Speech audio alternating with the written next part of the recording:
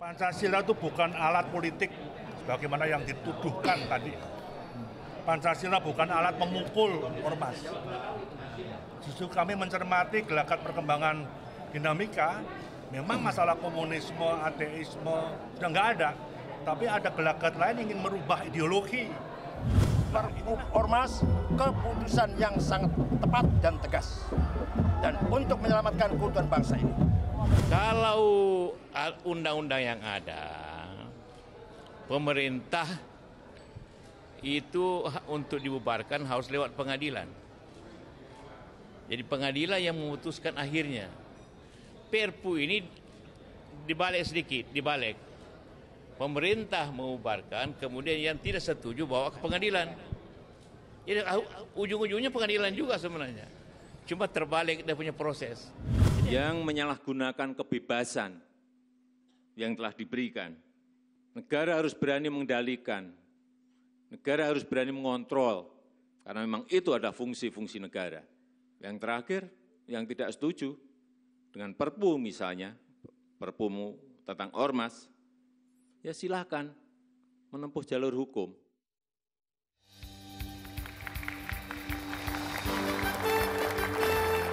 Sudah hadir bersama kami di sini Direktur Amnesty International Indonesia, Mas Usman Hamid. Terima kasih sudah hadir bersama kami. Saya langsung bertanya kepada Anda. Emang ada kekhawatiran dengan adanya undang-undang ormas ini, kebebasan berekspresi dan berpendapat ini akan terbelenggu? Ya, pertama sebenarnya pemerintah tepat di dalam mendiagnosa ancaman terhadap katakanlah sendi-sendi dasar kehidupan bernegara, berbangsa, bermasyarakat. Tetapi cara untuk mengobati diagnosanya menurut kami keliru. Kenapa demikian?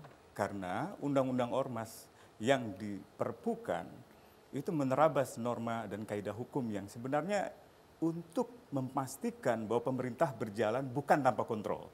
Misalnya, Undang-Undang Ormas itu kan pasal 62 sampai pasal 80 itu dihapus semuanya.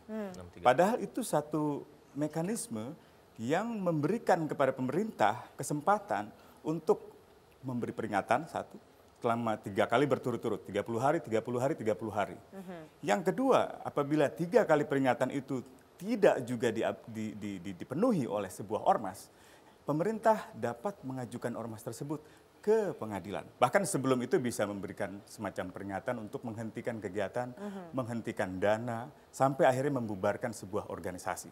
Jadi bukan undang-undang ormas itu melarang pembubaran sebuah ormas sehingga undang-undang itu dibuang lalu digantikan sebuah perpu. Seolah-olah hanya dengan perpu ini sebuah ormas itu bisa dibubarkan. Itu saya kira satu pandang yang harus ditegaskan.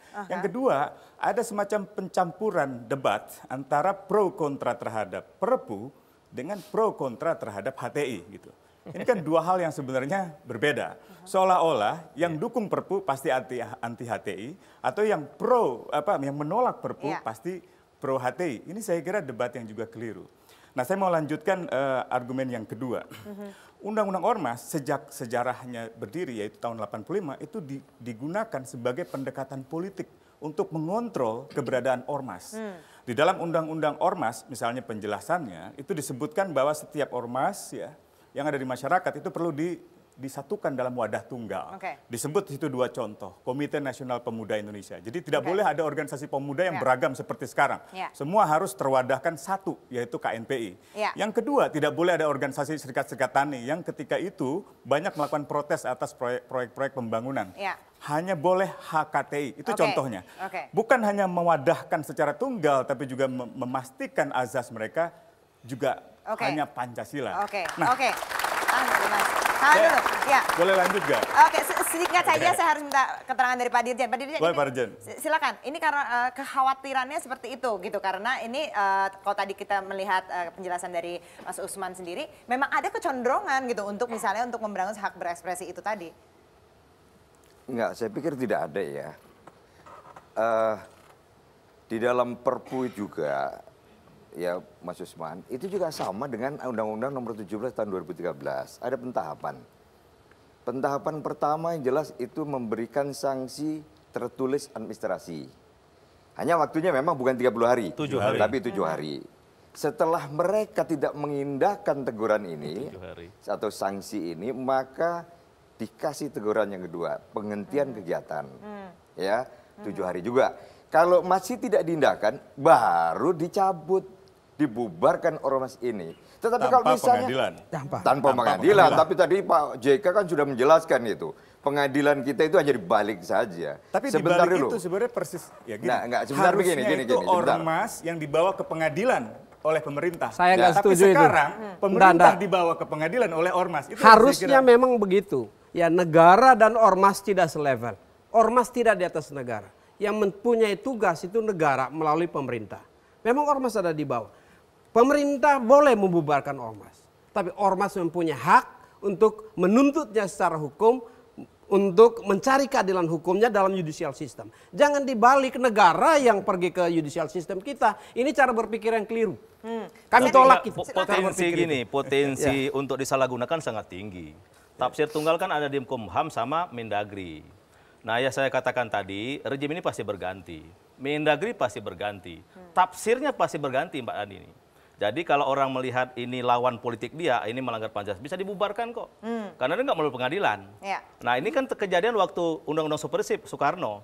Soekarno mengeluarkan itu untuk menangkapi lawan-lawan politik yang ternyata oleh Soeharto digunakan undang-undang itu untuk menangkapi Soekarno dan kawan-kawannya. Artinya, nanti saya nggak tahu ya, kalau misalkan pemerintahnya bagus, kita mungkin nggak akan ada salah guna ya. Tapi kecemasan tetap ada. Karena nanti misalkan kalau ini tidak direvisi, tanpa melalui pengadilan, ketika rejim berganti, Mendagri berganti, Menkumham berganti, maka tafsir itu bisa juga berubah. Karena faktor subjektif manusia pasti akan berbeda-beda. Nah, ketika itu beda tafsir, maka tidak ada kepastian hukum sebuah ormas. Ketika dia berdiri sebagai ormas dekat dengan kekuasaan mungkin akan aman, tetapi ketika dia berlawanan dengan kekuasaan kita bisa dibubarkan. Jadi, karena tafsirnya ada di Kumham. Satu hal. Kita melihat heavy ke negara yang atau pemerintah yang akan bertindak berlebihan atau dalam istilahnya alat represi. Tapi kalau kita balik dilihat dari sisi ormasnya, apa yang dikhawatirkan oleh ormas, ya apabila ormas itu melaksanakan kegiatannya sebagaimana amanat undang-undang itu, ya untuk membantu membangun negara. Ya, apabila ormas apa itu, masalahnya pemerintah kalau mau pengadilan membubarkannya? Apabila ormas itu ya melaksanakan aktivitasnya di dalam bangun besar ideologi dan konstitusi negara, nggak perlu takut dibubarkan. Karena apabila pemerintah membubarkannya tanpa alasan, ada hak hukum. Ada hak hukum, kenapa takut? Prof Mahfud menjawab kekhawatiran ini, bagaimana menurut Anda? Ya begini ya, kalau tindakan sepihak dari pemerintah saya kira pakai undang-undang yang lama atau yang baru ya sama aja. Kalau pemerintahnya punya tafsir sendiri kan bisa juga melakukan hal seperti yang dikhawatirkan, apapun itu undang-undangnya, apakah yang sekarang atau yang dulu. Kan bisa juga, meskipun misalnya Undang-Undang nomor 17 tahun 2003, kalau pemerintah punya tafsir tertentu, ormas tidak benar ya ditindak juga. Cuma itu tadi dibalik, kalau ini diajukan ke pengadilan, kalau yang sekarang tidak diajukan ke pengadilan. Seperti saya katakan tadi, memang di dalam hukum administrasi dan hukum pidana itu beda. Kalau di dalam hukum pidana, orang baru dinyatakan bersalah, dijatuhi sanksi kalau sudah diputus pengadilan. Kalau di dalam hukum administrasi, dijatuhi sanksi dulu baru dia gugat pemerintah.